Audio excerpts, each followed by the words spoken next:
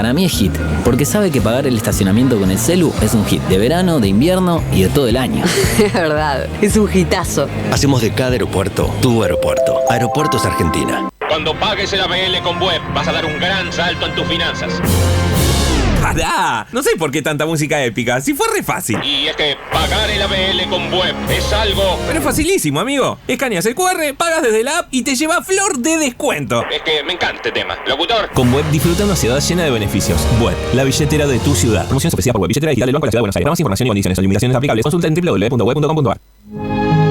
Linda en el pasado. Linda en el presente. Linda para siempre. Buenos Aires, la ciudad más linda del mundo. 91 años de historia. Conoce el Palacio Legislativo. Agenda tu visita guiada en legislatura.gov.ar. Legislatura porteña. Nos une a la ciudad. Llegó el miércoles, es mitad de semana y ya estamos comenzando Retweet con Seferino Reato. Información, entrevistas, análisis y opinión. Retweet. Comenzamos nuestra mañana.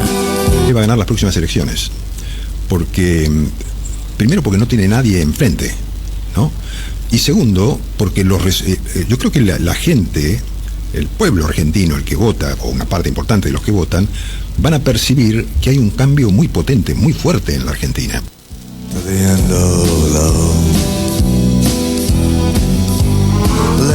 Muy buenos días a todos, es miércoles, son las 11:03 y como todos los miércoles estamos en Retweet. Yo soy Seferino Reato por Radio FM Cultura. ¿Cómo estás, Priscila? Muy bien, Sefe. Buen día, buen miércoles. Gracias. Yo sé que a vos te interesa el tema del clima. Estoy grande, hace poco tiempo. Estoy grande y tengo que fijarme en temas que no me preocupaban, pero claro. Y a la gente también. Sí, tal cual. Pero bueno, soy como ahora la chica que da las malas noticias, porque y seguimos con este tiempo húmedo, cielo cubierto. Pero mejoró ayer. En la ciudad de Buenos Aires, un ratito en la tarde ahí el sol ganó la batalla, pero bueno, nuevamente hoy tenemos 13 grados 6 décimas en la ciudad de Buenos Aires con el cielo cubierto. Se espera que en la tarde continúe nublado y también tenemos pronóstico de lluvias aisladas hacia la noche. Ah, sí. Sí. Bien, escuchábamos recién en la apertura la voz de una persona que muy conocida, que ocupó una altísima función hasta hace poco, hasta el 1 de noviembre del año pasado, Guillermo Franco, que fue jefe de gabinete, y cuando lo consultaban en un programa de streaming del compañero y colega Claudio Jacqueline, decía: Milei va a ganar las próximas elecciones, que es la campaña, supongo que empezará después del Mundial ya, porque nosotros somos así, nos gustan las campañas, si bien las elecciones serán recién el año que viene. ¿Cómo te va, Guillermo Franco? Seferino, ¿cómo estás? Un gusto. Igualmente, nos conocemos hace mucho tiempo porque Guillermo era concejal de la ciudad de Buenos Aires por el Partido Federal, ¿te acordás? Me acuerdo totalmente, ¿cómo no? En el año de 1985 a 1993. Claro, yo comencé el periodismo, digamos, lo había comenzado antes, pero trabajaba para Clarín, cubriendo, como se dice, o sea, informando sobre las noticias del llamado Consejo Deliberante, que después ahora mutó en la legislatura, pero en aquel momento eran concejales. Exactamente. Y Guillermo Franco era el único concejal del Partido Federal. También es cierto. Muy solitario. Muy solitario, Claro. Y tenía una destacadísima actuación, porque todos los otros, si bien había más radicales que de ningún otro partido, pero tenían prácticas bastante parecidas en algunos asuntos, ¿no? Yo me acuerdo, sí, en realidad cuando yo ingresé al Consejo, yo fui electo en el año 1985, y cuando ingresé al Consejo Deliberante había 4 bancadas.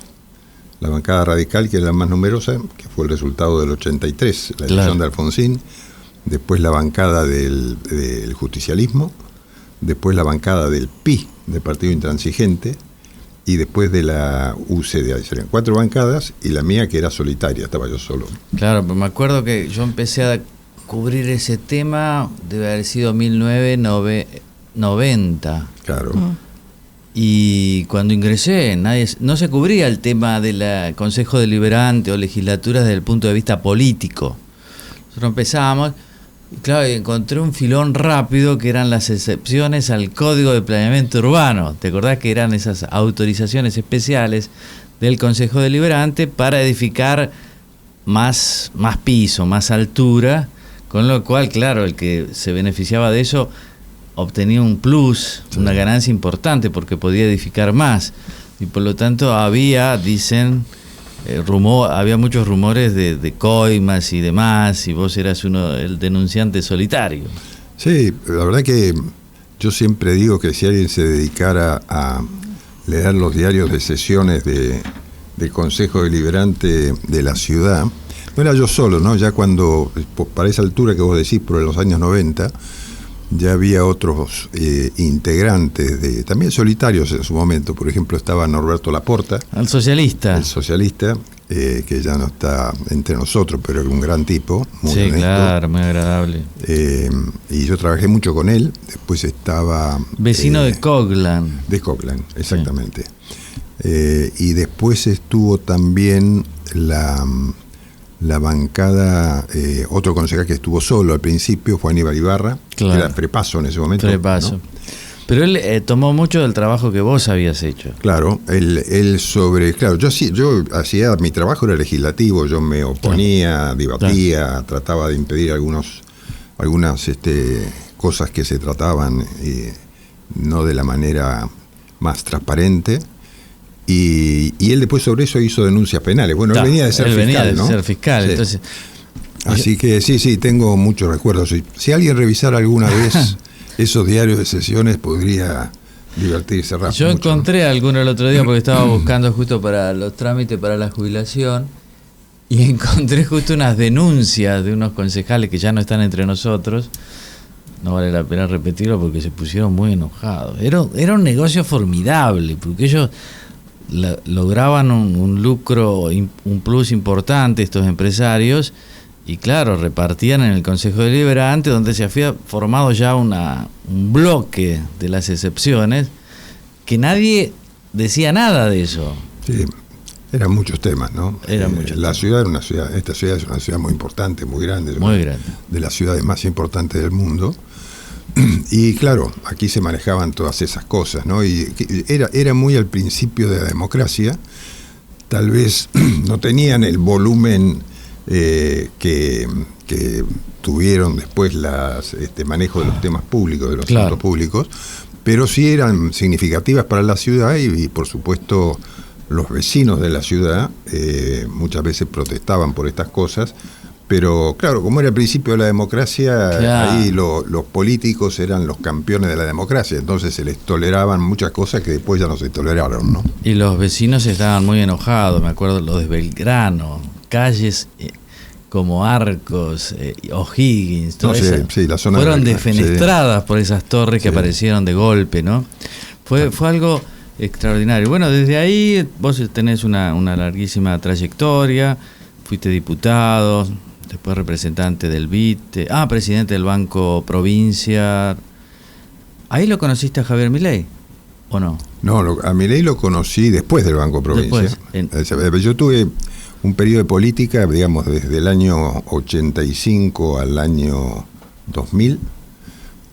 No del 85, en realidad del inicio de la democracia, porque empezamos a armar el Partido Federal en el año 82, con Francisco Manrique. Y después...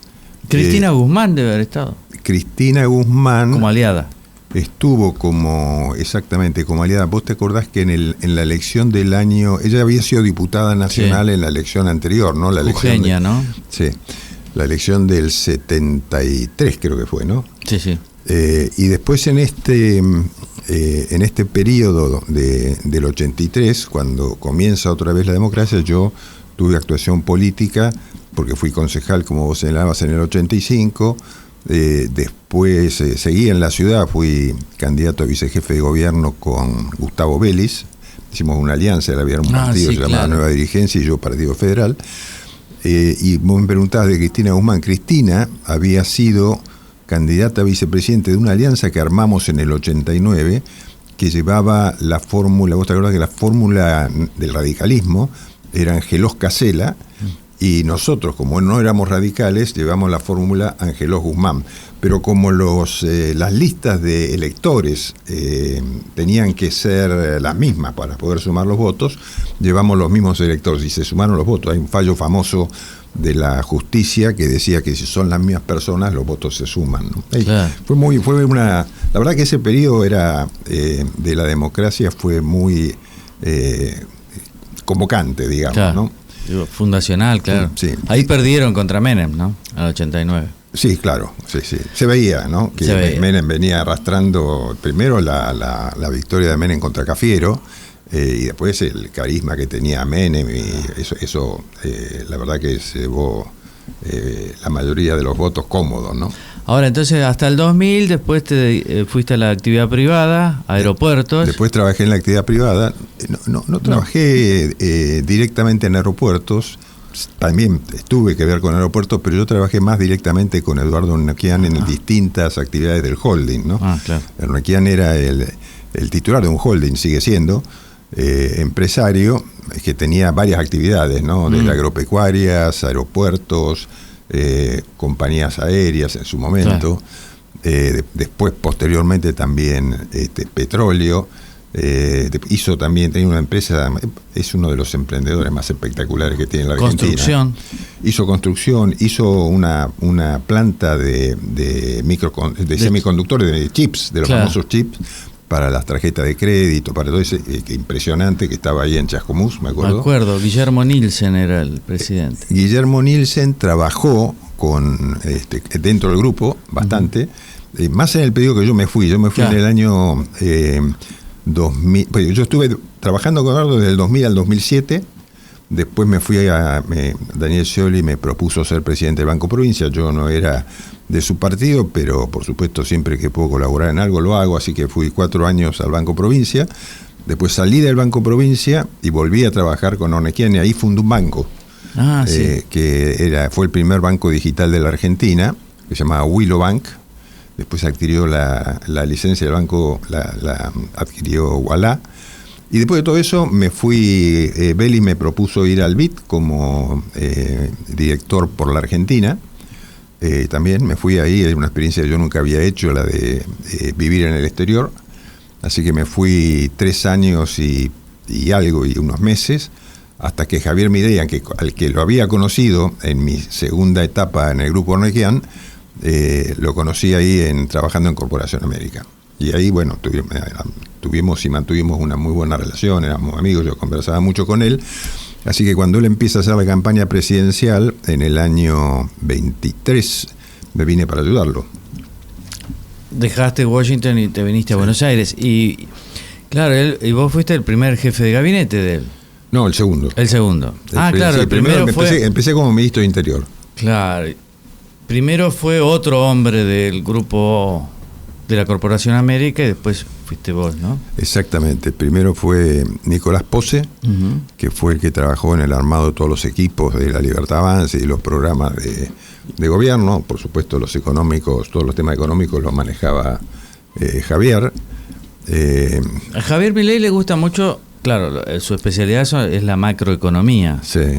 Y después delega bastante, ¿no? Sí. Yo creo que él se ocupa más de los temas más trascendentes, ¿no?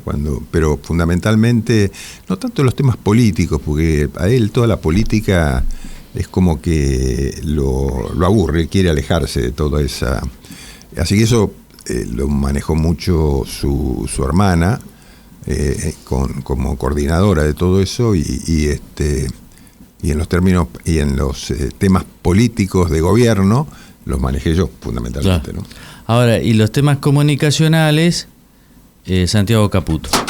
Los temas comunicacionales, sí, no solamente los comunicacionales. Santiago tenía y tiene mucho que ver en la comunicación del gobierno, pero también en las estrategias del gobierno, las estrategias, digamos, electorales del gobierno, las estrategias de cómo se planta el presidente frente a la sociedad. Así que para el presidente es una figura muy importante, ¿no? Claro, y algunos dicen también en las privatizaciones últimas, ¿no? Bueno, él trabaja con el presidente en muchos temas de la gestión. y lo asesora y trabaja también con los responsables de cada área, ¿no? Y vos eras una persona muy importante y de golpe te fuiste. Sí. ¿Y por qué te fuiste al final? Bueno, primero porque había pasado un tiempo ya de ejercicio de gobierno, que es muy, muy desgastante en todo sentido, ¿no? Era una actividad muy intensa. Vos pensá, Ceferino, que nosotros llegamos al gobierno con 36 diputados nacionales, o sea, una minoría escandalosa casi, claro, para gobernar. Era muy difícil. Tal vez el primer año fue más sencillo que el segundo, porque el primer año éramos un poco la sorpresa, ¿no? Claro. Nadie esperaba eso y de golpe nosotros aparecimos ahí. Y fue una experiencia muy interesante. Y cuando viene la elección de octubre, que también ganó, de octubre del año pasado, que ganó el gobierno, el partido de gobierno, todas estas situaciones de gobierno generan desgastes, rispideces, etcétera. Y a mí me pareció que era el momento para dejarlo al presidente en libertad por algunos temas internos, digamos, y que el presidente reorganizara su equipo de gobierno para el segundo periodo, no para los 2 últimos años de esta primera etapa del gobierno. Pero vos te llevabas peor, digamos, con Santiago Caputo, me da la impresión, ¿no? Bueno, con Santiago uno tiene distintos momentos, ¿no? Hay momentos que teníamos una relación muy buena y después teníamos discusiones, como en cualquier grupo, yo siempre digo, en cualquier grupo humano, cualquier empresa, cualquier grupo de gobierno político, y siempre la realidad se mira de distintas maneras, y eso hay que entenderlo, ¿no? Claro. Yo tenía diferencias con Santiago en algunos temas y eso hizo que en algún periodo nos lleváramos un poco peor y en otros nos llevamos muy bien. Lo que es impresionante de Santiago Caputo es que decide, digamos, tiene intervención en muchos temas, no teniendo ningún cargo formal importante. Sí. ¿No? Eso nunca ha pasado en otros gobiernos de la democracia. Porque, ¿te acordás Nosiglia, por ejemplo, que fue una persona muy importante, o Manzano, o Bauzá, tenían cargos acordes, ¿no? Sí, yo creo que, bueno, son formas, yo creo que probablemente, nunca lo hablé a fondo con Santiago ni con el presidente a este tema, pero claro, Santiago era un asesor fundamentalmente de estrategia política de campaña para el presidente, y yo creo que el presidente lo consideró siempre muy valioso, y probablemente Santiago le haya dicho al presidente que él no quería tener una función de gobierno porque sentía más cómodo en su papel de asesor, y eso habrá sido lo que realmente pasó y que llegó a que él no tuviera un cargo. Claro, cuando vos manejás temas que tienen importancia y trascendencia, tal vez lo más razonable es tener una función ejecutiva, ¿no? Pero bueno, esto se dio así y sigue siendo así.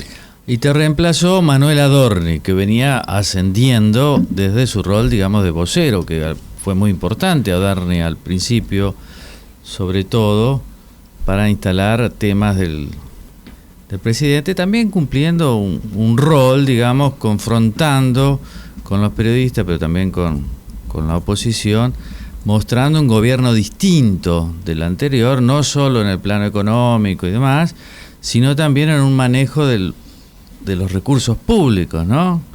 Digamos, una presunta moralidad superior, ¿verdad? ¿Te acordás que era una persona que confrontaba y decía, sí, los otros son ladrones, nosotros no?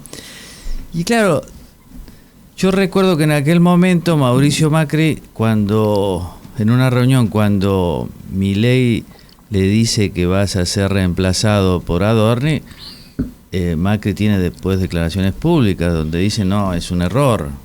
¿Cómo vas a reemplazar a una persona como Franco por otra persona que no tiene la experiencia política necesaria para un cargo que es importante? El jefe de gabinete es la primera autoridad de la Administración Pública Nacional después del presidente, ¿verdad? Sí, yo no quiero hacer un juicio de valor sobre eso porque son decisiones del presidente, ¿no? Pero claramente el cargo de jefe de gabinete es o ministro coordinador, claro, ¿no? Es un cargo de mucha relevancia, de mucho estrés también, porque uno tiene que estar analizando todos los temas, ¿no? La política, cómo se plantean los temas con la oposición, con los dirigentes más próximos, con los legisladores más próximos, cómo se construyen mayorías, y eso implica un desgaste muy fuerte, pero bueno, lo hizo muy bien al principio Nicolás Posse, que fue el que armó los equipos de gobierno y los temas a tratar en los primeros tiempos, con la anuencia, por supuesto, del presidente Milei y con el manejo del presidente Milei y del ministro de Economía, con Luis Caputo en la primera época, ¿no? Y después, bueno, cuando me reemplazaron a mí, vino una etapa nueva del gobierno. Y yo, a ver, creo que Adorni fue un muy buen vocero, y como jefe de gabinete tuvo, como vos señalabas, ¿no? Una figura que venía creciendo, y apareció este tema que me parece que se agrandó mucho a partir de aquel vuelo en el avión presidencial. Claro, ahí surge, ¿no? Que no tenía absolutamente nada de malo. El presidente invita a quien se le ocurre en el avión, porque el avión va, ¿no? Y vuelve. Ahora, y después, bueno, vino toda esta... No, pero no puede llevar a cualquiera que plaza. Digamos, yo le digo, presidente, tengo ganas de ir a Nueva York, no creo que me invite, digamos. No es tampoco que puede llevar a cualquiera, ¿no? Bueno, el presidente, si tiene disponibilidad en el avión, te lleva a quien él quiera que viaje con él, ¿no? Por las dudas aclararon que era la única esposa de funcionario que viajó en alguna comitiva oficial. Sí, bueno, no sé si fue, la verdad que no sé si fue la única o no, yo nunca jamás controlé eso, ni miré eso, pues no me correspondía, ¿no? Claro, pero ahí empieza toda una cascada de denuncias, además surgen propiedades de Adorni, que era un poco el paladín de la supremacía moral de los libertarios respecto de los kirchneristas, pero del resto, de que se portaban bien, que no robaban y demás, y aparecen un montón de propiedades de Adorni que no se podían justificar con el sueldo, ¿no? Y vos sabés que hoy es noticia de nuevo, Manuel Adorni y su esposa adhirieron al régimen simplificado de ganancias en plena investigación de su patrimonio. Claro, la ley de inocencia fiscal y demás, ¿no? Que era, viste, para blanquear los derechos, los dólares que uno no quería, tenía escondido para no pagar impuestos, ¿no? No conozco, leí los títulos de la noticia. Bueno, hay una norma que es el régimen simplificado de ganancias que como concepto básico está orientado a que la gran cantidad de contribuyentes menores, digamos, que no tienen tanta ni patrimonio, declaración que hacer, sea un sistema, una especie de sistema automático, ¿no? La propia FIP hace las liquidaciones de impuestos y la aceptás pagar los impuestos que te corresponden, o lo discutís o lo que sea. No sé en el caso del jefe de gabinete y de su mujer cuál es la circunstancia concreta. Lo que se está hablando es que tal vez ahora empieza el Mundial mañana, bueno, y que van a presentar esa declaración jurada, parece que es re difícil hacer una declaración jurada. Yo me acuerdo que una vez que era yo agregado de prensa en la Embajada Argentina ante el Vaticano, tuve que presentar una declaración jurada y la encontré buscando estos papeles y es re fácil, tenés que llenar lo que tenés, ¿o no? ¿Cómo es? Sí, bueno. ¿Por qué demora tanto? Bueno, no sé, la verdad que no estoy... Pero es fácil llenar una declaración jurada ahora con Milei, por ahí se... No sé si... A ver, yo llené mis declaraciones juradas y era fácil. Siempre en la historia, ¿no? Claro. Porque vos tenés que llenar declaración jurada para cada cargo en lo que estás. Al principio no me acuerdo si como concejal llenábamos declaraciones juradas o no, pero de que se implantó el sistema, cuando uno entra o sale de la gestión pública tiene que presentar la declaración de sus bienes. ¿Cuánto te llevó a vos a hacer la declaración jurada? ¿O a tu contador? No, la verdad es que como mis impuestos los hace mi contador desde hace muchos años, él me preparó la Pero era fácil, declaración jurada. Bueno, no sé si es tan fácil. Él tiene sus cuantos incisos y demandas y requerimientos. Pero si tenés claro tu patrimonio, lo llena fácil. Bueno, yo tengo esto, aquello. Sí, pero tenés que cumplir con un montón de requisitos formales que tiene. ¿Pero lleva tanto tiempo como Adorni? Debe tener no bastante, sé. ¿no? No lo sé, no sé qué. No sé. No tengo ni idea. Yo he seguido el tema por los diarios, jamás lo he consultado. Pero vos que has seguido el tema por los diarios, como todos, ¿qué sensación te da entre nosotros? Digamos? Bueno, que tal vez no se haya comunicado ni actuado como era lo más razonable en una circunstancia política de cierta tensión, digamos, ¿no? Capaz que se podía haber solucionado mucho más fácil al principio que todo lo que se generó, tanto ruido que se generó después, ¿no? ¿Ya hace bien el presidente Milei en sostenerlo? Desde el punto de vista político, ¿no? Yo, a ver, si me preguntás, no sé qué es lo que piensa el presidente sobre todo esto, porque Claro, no ha hablado, lógico. pero yo creo que el presidente esta defensa tan fuerte que ha hecho de Adorni es porque él ha pensado que si le volteaban al jefe de gabinete por un tema que ellos mismos están diciendo que no es así, después iban por el gobierno, ¿no? Como pasó el año pasado. A mí me parece importante eso destacarlo, ¿no? Porque el año pasado, que fue un año muy difícil para el gobierno, porque era un año electoral donde normalmente la oposición se pone mucho más fuerte, mucho más peleadora, aguerrida, y empieza a sacar las leyes que cree que perjudican al gobierno y benefician a la oposición. Y en ese momento hubo 3 proyectos de leyes que fueron hechos para atacar el equilibrio fiscal que el gobierno sostenía a capa y espada, que fue la ley de discapacidad, la ley de educación, se llamaba ley de universidades públicas, en realidad creo que fue, y la otra era la de los hospitales pediátricos. Esas 3 leyes tenían impacto fiscal, el gobierno las vetó y insistió la oposición con los 2 tercios, con lo cual supuestamente las leyes quedaban vigentes, pero como desde el gobierno nosotros estamos convencidos que son inconstitucionales, porque no es una facultad del Congreso de la Nación sancionar leyes que tienen cargo presupuestario.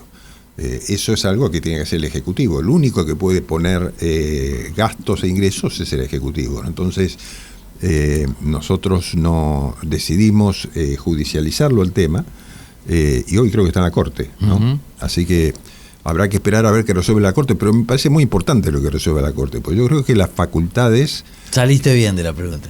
No, después te lo tengo que decir. No. Estás muy prudente. Yo creo que estás como para volver a las redes libertarias. Yo creo que son temas... hay que recordar lo que pasó, porque si uno no recuerda eso, por ahí no entiende las actitudes del Milei gobierno. está diciendo, no, me quieren hacer lo mismo. Puede ser, pero ¿tenemos mensajes ya? Sí, tenemos mensajes en nuestro WhatsApp, el 11 55 77 11 92, también a través de nuestro canal de YouTube, @ZIG Producciones. Ricardo dice, excelente entrevista, como siempre, Seferino, un faro donde muchos deberían tomar su ejemplo.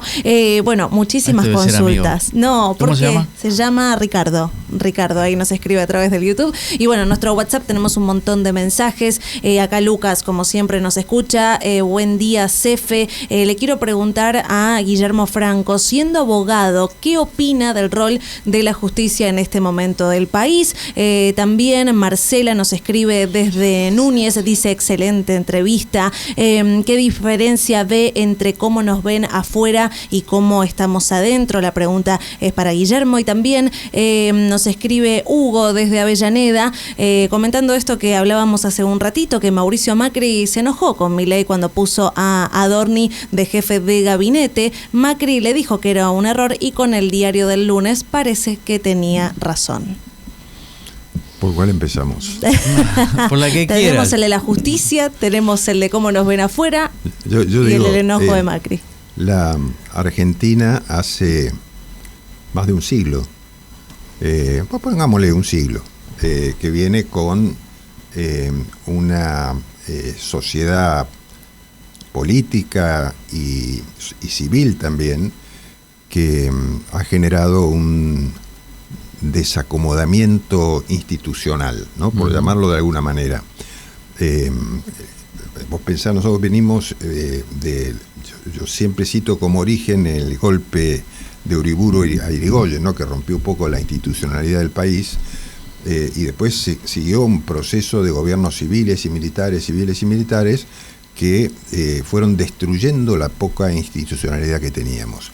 Cuando vuelve el sistema democrático, y aparte con rasgos cada vez más populistas, ¿no? En el tiempo, cuando comienza la democracia, yo creo que comienza con el impulso de cambiar, pero no lo consiguió, por lo que señalabas vos, Seferino, al principio, ¿no? Porque ahí empezó cada vez más fuerte, no de los dirigentes más importantes, no de Alfonsín, no de Alfonsín, sino empezó desde abajo a gestarse hechos de corrupción que fueron minando las instituciones. Y ahí cayó la justicia. Entonces yo digo, la justicia argentina amparó, toleró. Después, cuando vio la reacción de la gente, comenzó a actuar otra vez con más diligencia y más profundidad.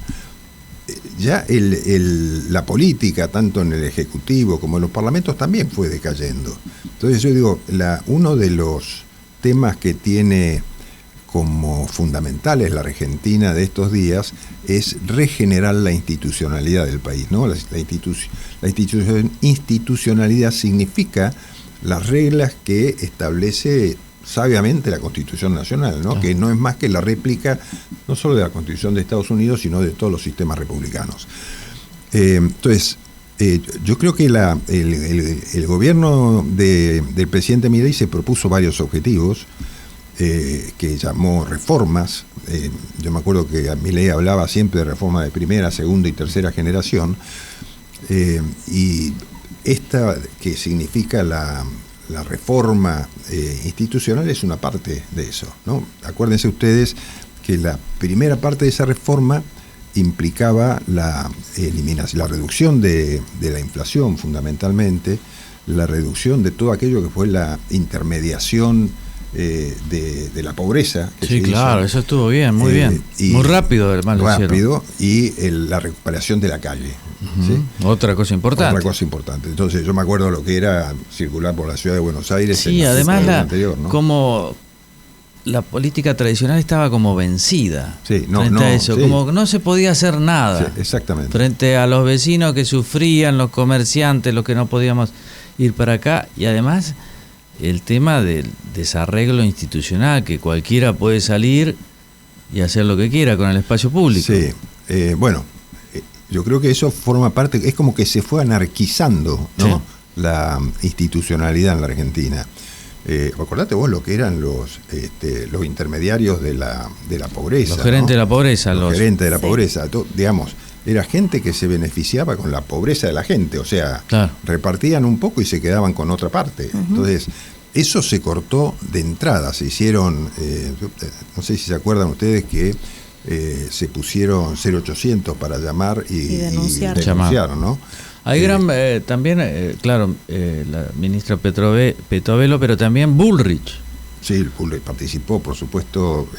Sandra Petovelo hizo una gestión muy buena en todo eso, con la intención de dirigir los beneficios sociales a quienes eran realmente los verdaderos beneficiarios. Entonces acabaron los gerentes, los intermediarios, los curros que había ahí, que eran muchos, ¿no? Y eso hizo mucho más eficiente el sistema. Y, por supuesto, el ataque a la inflación, que era uno de los objetivos primarios, se lo hizo a través desde el primer mes, este gobierno, desde el primer mes del año diciembre del año 23, tuvo equilibrio fiscal. Entonces yo digo, eso hizo que la inflación bajara abruptamente.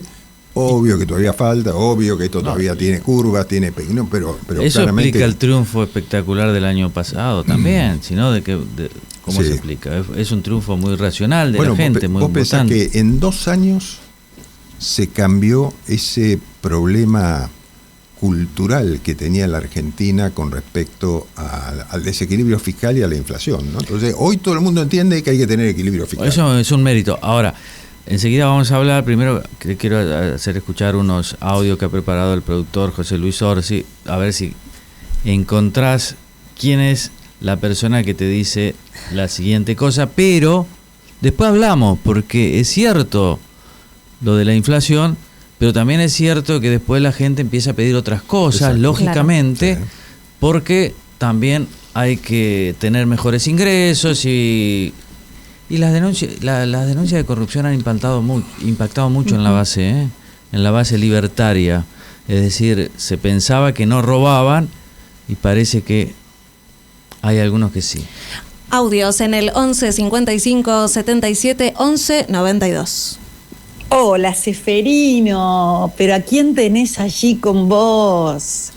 Bueno, Guille, acá alguien que te quiere enormemente, que empezó con vos en la carrera política, que sabe lo buena persona que sos y lo gran político que sos, que te admiro, eso también lo sabés, y que extrañaba tu muñeca, tu don de gentes, tu cercanía, tu capacidad de leer la realidad de una manera única, y estoy muy feliz de verte tan entusiasmado y tan metido en la política. Así que bueno, espero que le cuentes a Seferino cuáles son los planes que siguen. Les mando un beso muy grande a los dos y también agradezco a José Luis, el superproductor, que me da la posibilidad de hablar con ustedes. Abrazos. ¿Y quién es? Ay, si te digo quién es, vas a decir que te la mandé yo. ¿Quién es? No, para mí es una amiga que tengo hace mucho tiempo en la política, que trabajó conmigo en el Consejo Deliberante, que se llama Paula. Paula Bertol. Paula Bertol, Sí. tal cual. Es verdad, ¿no? Acertó. Sí, pero esperá, porque no solo dejó un mensaje para Guillermo, sino que tenemos otro para vos, Efe. ¿Lo tenemos? Espero que Dale. sea bueno. Aguante, gran hermano Seferino. Claro. Que se caigan las caretas de los que no te quieren hablar de tu otro costado, que es muy divertido y muy interesante. Gracias. Te mando un beso grande. Gracias, Qué Paula. No, genio. porque hace referencia a que antes eran los albertistas y kirchneristas que yo los criticaba y decían, pero si ese está en el Gran Sí, Hermano. Y ahora sí. los libertarios, que te digo que en las redes sociales son tan fanáticos como los otros y hasta peor. Son muy insultadores. Bueno, el presidente, esa manía que tiene el presidente de insultar, ¿a vos te debe molestar o te parece bien? Vos sabés que yo soy de otra generación, ¿no? No, bueno, Javier siempre tuvo ese estilo en la actividad pública, ¿no? Yo me acuerdo cuando iba de panelista y se peleaba con todo el mundo. Esa es su personalidad. Y Pero es el presidente. bueno, también, ¿no? pero cuando él estuvo en campaña, mostró esa cara y la gente lo votó. Eso no quiere decir que esté bien lo que haga o no, cada uno hace su juicio sobre eso, ¿no? Yo personalmente no lo haría, ni lo hago, pero también es cierto que una personalidad fuerte como es la del presidente, y cuando percibe o ve o lee o entiende, o además es un fanático de las redes porque lee todo lo que se dice, y algunas cosas que han comentado sobre él le han dolido y le han molestado mucho, ¿no? Hay que ver todas las cosas que le dijeron desde cuando era candidato, Pero ¿no? viste, Entonces, bueno, es el presidente, yo creo que acá tenemos un montón de psicólogos. En la Argentina, muy buenos psicólogos.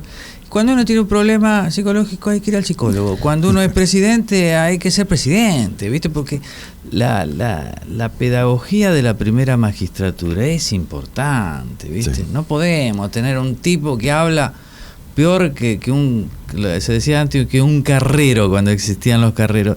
Tenemos que tener una persona civilizada, que hable, ¿viste? Por ejemplo, si el Papa, que al Papa le deben decir cualquier cosa, ¿no?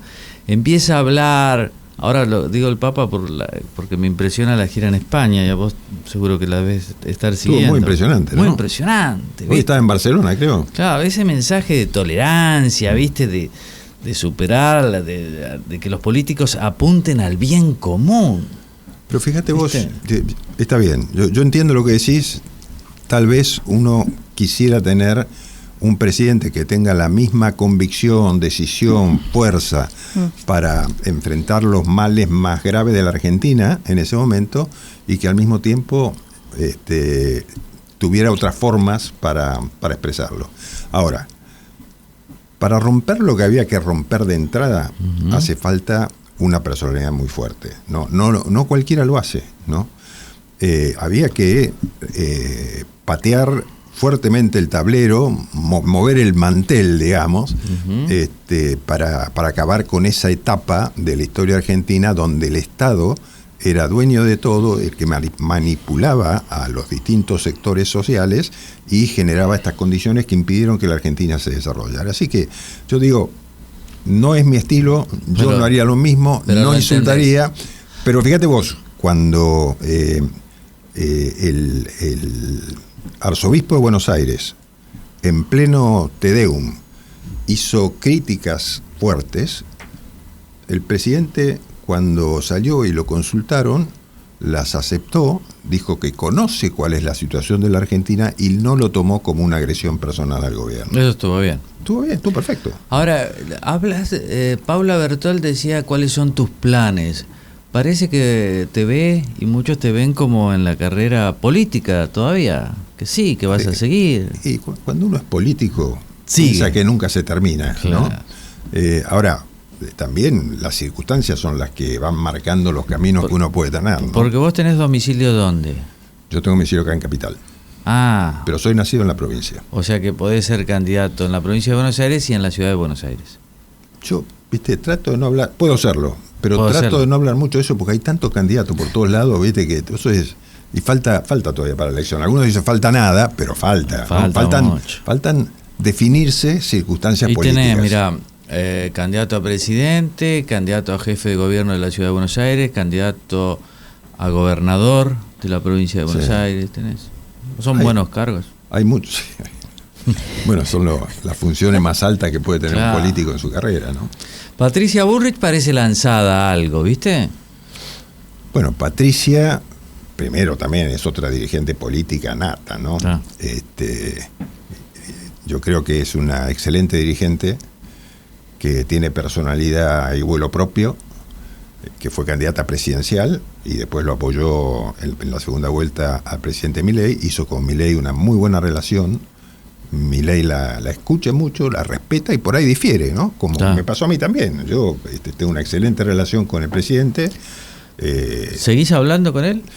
Hablo, digamos, intercambiamos muchos mensajes, pero pero la verdad que no he querido molestar, porque como han pasado tantas cosas, ¿no? Claro. Algunos mensajes de circunstancias. No, de todo tipo. De todo tipo. Sí, lo que me parece. Pero, viste que vos decías, se necesitaba una personalidad fuerte, yo lo estoy escuchando bastante, de gente que dice, se necesitaba una personalidad fuerte y el tiempo ya pasó, será mejor que por ahí no sea candidato Milei a la reelección, que ya ha hecho su trabajo sucio. ¿Vos pensás eso? No, para nada. No, yo creo que, si los objetivos que se propuso el presidente para este primer gobierno, que son importantes para todos los argentinos y que todos los argentinos los sentimos, además, él los cumple y se ven los resultados, él va a ser reelecto, no tengo duda. ¿Vos crees que va a ser reelecto? Sí, yo creo que va a ser reelecto porque creo que la Argentina va a estar mucho mejor al fin de su primer mandato que lo que estaba en el 23, mucho mejor, ¿no? Y con otra perspectiva, con otras posibilidades, con... Mira que hay muchas quejas de gente, viste, que dice, bueno, pero el dinero no alcanza, está todo... No sé si está todo más caro o mis ingresos disponibles para el consumo, para el ahorro no me alcanzan. Hay un poco de malestar, ¿no lo percibís? Sí, claro, sí, ¿no? Por supuesto que hay malestar y ese malestar lo entienden todos, el presidente también, lo ha dicho, ¿no? Públicamente, ¿no? Y expresamente. Sí, la cara de Milei, digamos, cuando él se muestra más tolerante, lo reconoce. Después el otro Milei, el hermano mellizo que tiene... ¿Qué decías? ¿Un mensaje? Sí, tenemos más mensajes a través de nuestro WhatsApp en el 11 55 77 11 92. Silvio de Belgrano dice, muy buena charla entre dos personas inteligentes, un placer escucharlos. Pregunta para Guillermo Francos, ¿cómo la ve a Patricia Bullrich con su voracidad para lograr poder, que no se somete a nadie y que esté donde esté? ¿Hace valer su poder de trayectoria? Abrazos. como decía recién, yo creo que Patricia es una dirigente con mucha trayectoria, que ha ocupado distintas funciones públicas, que es una mujer de enorme valor para el gobierno y para el presidente, y que además es bueno que pueda marcar diferencias en algunas cosas con el presidente, ¿no? Porque yo creo que al presidente no hay que decirle a todo que sí, uno tiene que decir lo que le parece mal, y después el que manda es el presidente, pero uno que está ahí no como un aplaudidor, digamos, sino que está ahí para llevar adelante una función, para decir lo que le parece bien, lo que le parece muy bien, y lo que no le parece tan bien o le parece mal. Entonces, para eso estamos, ¿no? Y yo creo que Patricia ha marcado algunos hechos, y esos hechos es importante que se los haya dicho honestamente al presidente, ¿no? ¿Y Karina Milei, qué tal te llevas con ella?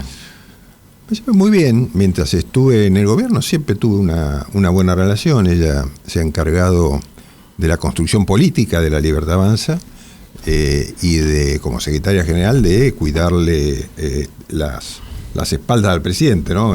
Asistirlo directamente, y creo que es la persona en la que el presidente tiene más confianza, ¿no? ¿Vos crees que, viste, Adorni, digamos, es del grupo de Karina Milei, claramente, no es del grupo de Santiago Caputo? Si Adorni se tiene que alejar, digamos, ¿a quién ves vos como candidato a ser jefe de gabinete? No te es una pregunta que no te puedo contestar.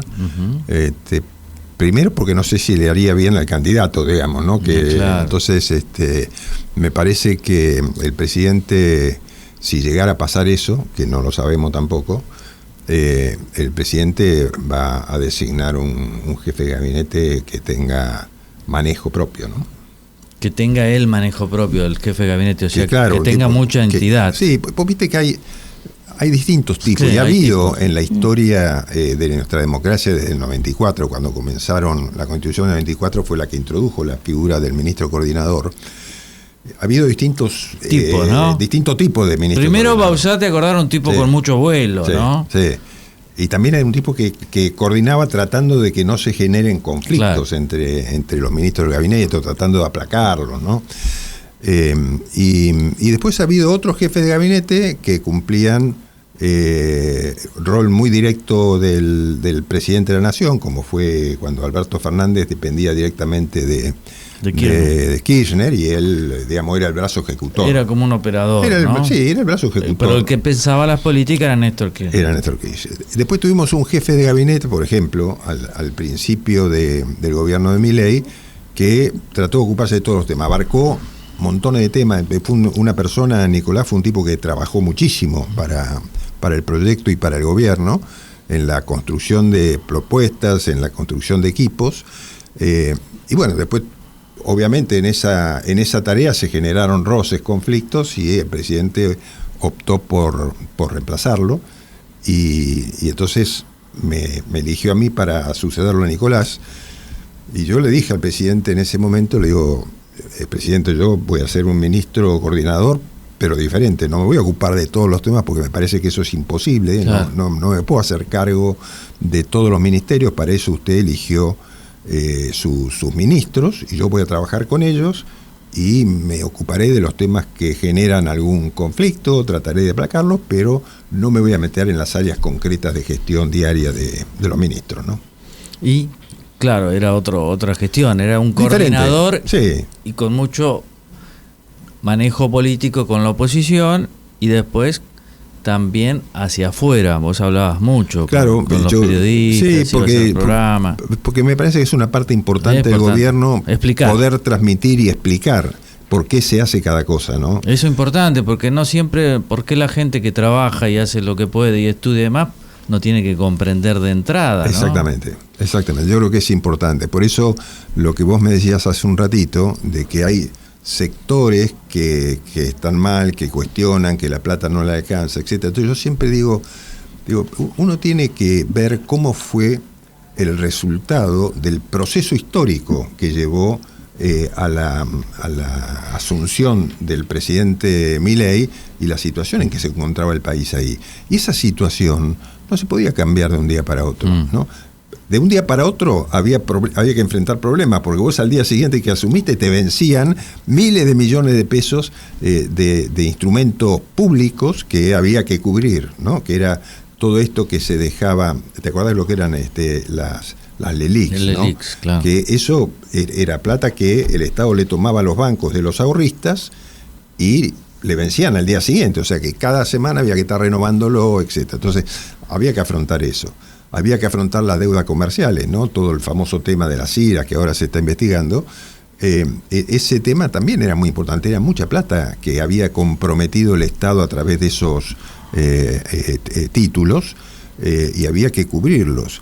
Después estaba el tema del brutal déficit público que había, ¿no? O sea, 15 puntos del PBI, ¿no? Una cosa monumental. Y eso a veces, 90.000 millones de dólares, son eso, un poco más todavía. Entonces, esas cosas a veces no... la gente, cuando mide el resultado de un gobierno en 2 años con ese punto de origen, no mide exactamente el esfuerzo que hay que hacer. Vos sabés el esfuerzo que hubo que hacer esos primeros tiempos para poner en caja las cuentas públicas. Entonces, yo creo que todo eso, en el corto plazo, por ahí genera esta sensación de malestar, en el mediano plazo va a mejorar y en el largo plazo vamos a hacer una Argentina absolutamente diferente, ¿no? Los últimos 2 años de gobierno que estamos transitando, ¿cuál debería ser la actitud del gobierno, te parece a vos, respecto a todos estos, a la situación actual? ¿Qué debería hacer el gobierno? Termina el Mundial, ganamos el Mundial, todos contentos, empieza otra Argentina. ¿Cuál el oficialismo? Porque ha perdido como la iniciativa, ¿no? Bueno, pues yo no creo, vos sabés, yo digo, pasaron, a lo mejor podían haber sido menos conflictivos, si querés, estos últimos meses, pero, digamos, analicemos qué medidas se tomaron, ¿no? 2 primeros años hubo pocas leyes porque no teníamos fuerza para sacar leyes. No hubo designaciones de jueces porque no teníamos fuerza para conseguir los acuerdos. Pero sí se sancionaron al principio, que fue este momento muy particular de la política argentina, porque fue un momento en que el desconcierto que generó la elección de Milei nos permitió movernos, ¿no? Pues estaba como la oposición política estaba como asombrada por lo que había pasado, claro, y no sabía cómo reaccionar. Y aparece un tipo que da su primer discurso en la Plaza de los 2 Congresos, de espalda al Congreso, y le dice a todos los argentinos, no hay plata, ¿no? Entonces, eso es un cambio importante. No es que dijo, voy a agarrar la maquinita, le voy a dar y le voy a repartir a todos para que todos tengan un poco. No, dijo, no hay plata y no vamos a hacer nada, se acabó la obra pública, se acabó todo eso, se acabaron los intermediarios, se acabó. La plata que hay se va a dedicar a los sectores más desprotegidos de la sociedad a través de los planes sociales que se van a entregar directamente. Esas fueron las primeras acciones de gobierno y después sacó el famoso DNU 70 con un montón de reformas tremendas que hoy están teniendo impacto, y después se mandó la ley bases, ¿por qué se sancionó la ley bases? La ley bases se sancionó porque la Argentina no tenía la confianza de ningún país del mundo. Todos le habían perdido absolutamente la confianza y entonces no había nadie que estuviera dispuesto a invertir en el país. Entonces lo que había que hacer era darle normas muy claras para que vengan a invertir al país, y ese fue el famoso RIGI.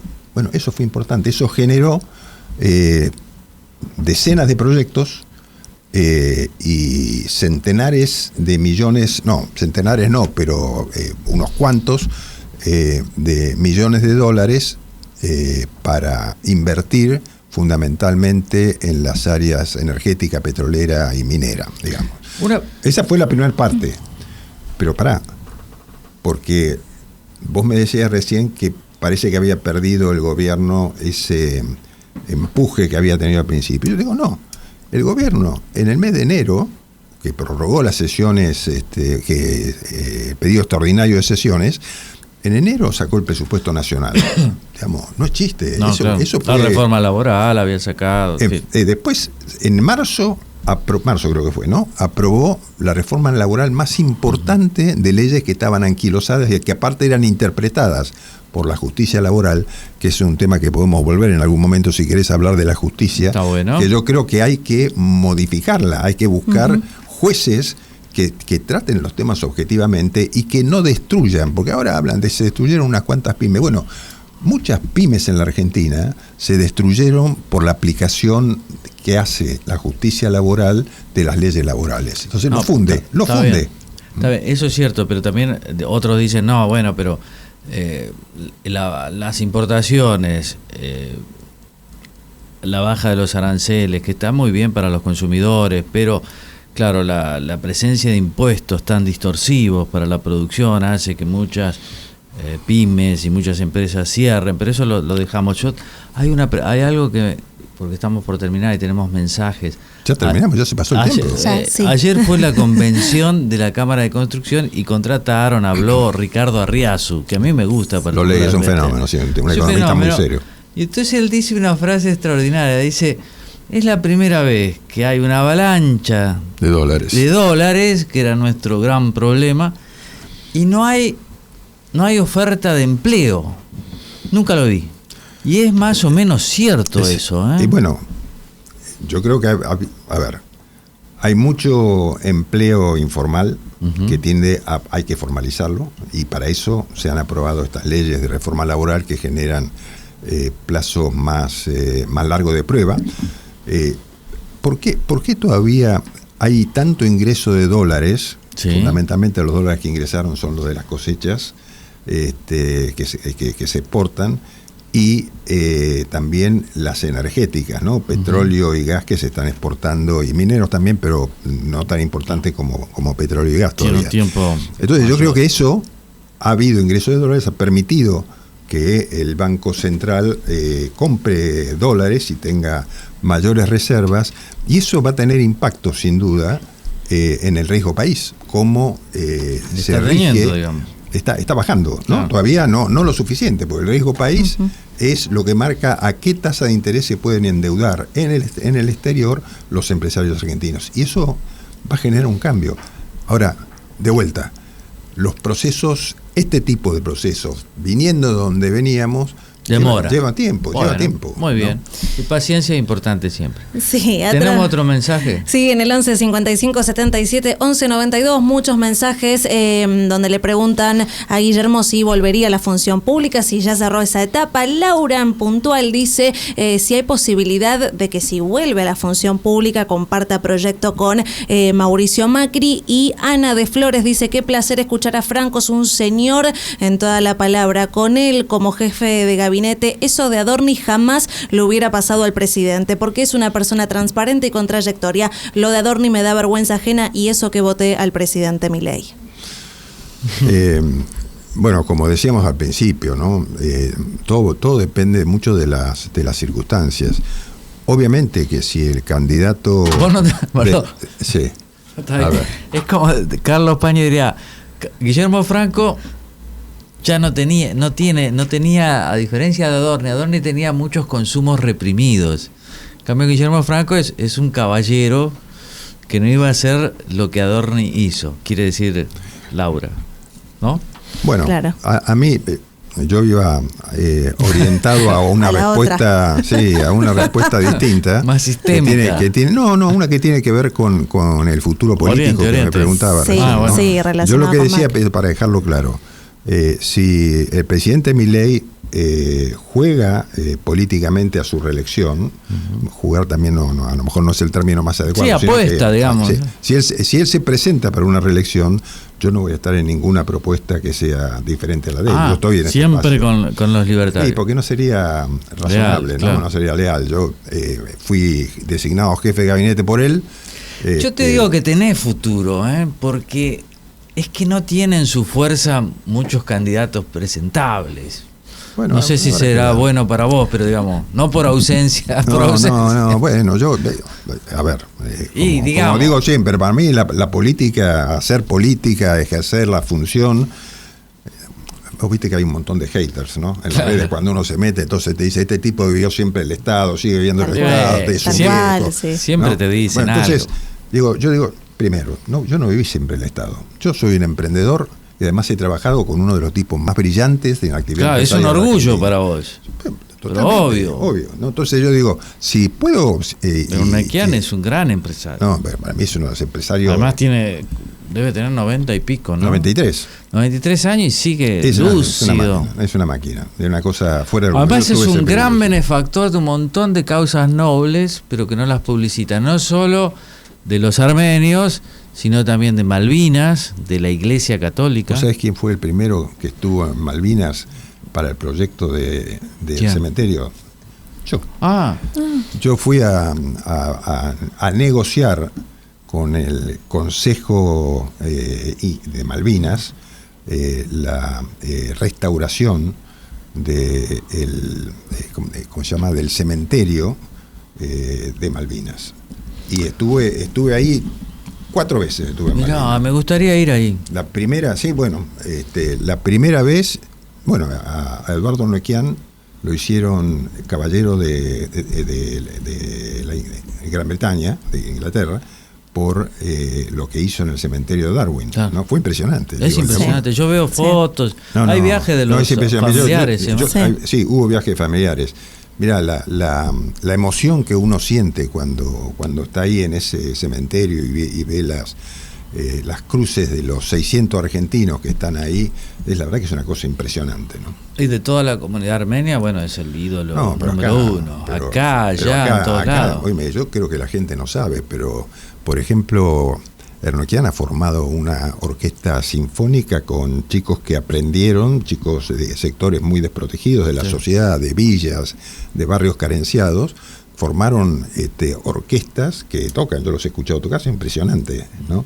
Entonces, la obra social que ha llevado adelante Eduardo Unaiquian en el país es impresionante, además de haber creado empresas que dieron un montón de trabajo a muchísima gente, de cuando empezó con la textil, cuando siguió con los cables, cuando siguió con los aeropuertos, cuando siguió con los temas, tiene uno de los campos más grandes de la Argentina, en la zona norte, en el Chaco y Corrientes, cuando siguió con los aeropuertos internacionalmente, cuando siguió con el petróleo y el gas en el sur del país. No, es un empresario totalmente fuera común. Viñedos. Y Armenia debe ser el primer inversor en Armenia. Yo fui con Unaiquian a Armenia la primera vez, cuando Armenia, ya saliendo de la Unión Soviética, empezó a desarrollar su economía. Me acuerdo cómo era Armenia, y cuando vos vas a Armenia hoy ves una cosa totalmente diferente. Porque lindo comparar eso, ¿no? Porque ellos salieron de un régimen soviético y se desarrollaron dentro de un sistema capitalista muchísimo, y que es lo que yo creo que está pasando también en la Argentina, ¿no? Salir de un régimen populista a convertirse en un capitalismo liberal, ¿no? No, además Unaiquian opera un montón de aeropuertos en el mundo. En el mundo, no es solo acá. Sí, totalmente. En Brasil, en Italia, en Ecuador, sí. Bien, hasta hemos hablado de Eduardo Unaiquian, viste que no se habla de empresarios, son todos malos. No, pero para mí Unaiquian es un caso... Hay muchos, sí. Yo lo veo mucho todavía, veo, sí, hablo mucho con él, y la verdad que es una persona extraordinaria. Bien, Guillermo Franco, muchas gracias por haber estado con nosotros. No, al contrario, muchísimas gracias a ustedes. ¿Quedaron preguntas? No, ya las resumimos. 200 preguntas. No, poquitas. En la próxima entrevista. Seguimos, sí. Priscila, qué gusto verte. Lo mismo, Cefe, y por supuesto nos reencontramos el próximo miércoles. Hasta el próximo miércoles. A las 11 de la mañana en otro retweet. Cuando pagues el ABL con Web, vas a dar un gran salto en tus finanzas. ¡Pará! No sé por qué tanta música épica, si fue re fácil. Y es que pagar el ABL con Web es algo... Pero es facilísimo, amigo. Escaneas el QR, pagas desde la app y te lleva flor de descuento. Es que me encanta este tema. Locutor. Con Web disfruta una ciudad llena de beneficios. Web, la billetera de tu ciudad. Promoción especial por Web, billetera digital del Banco de la Ciudad de Buenos Aires. Más información y condiciones o limitaciones aplicables. Consulta en www.web.com.ar. Linda en el pasado. Linda en el presente. Linda para siempre.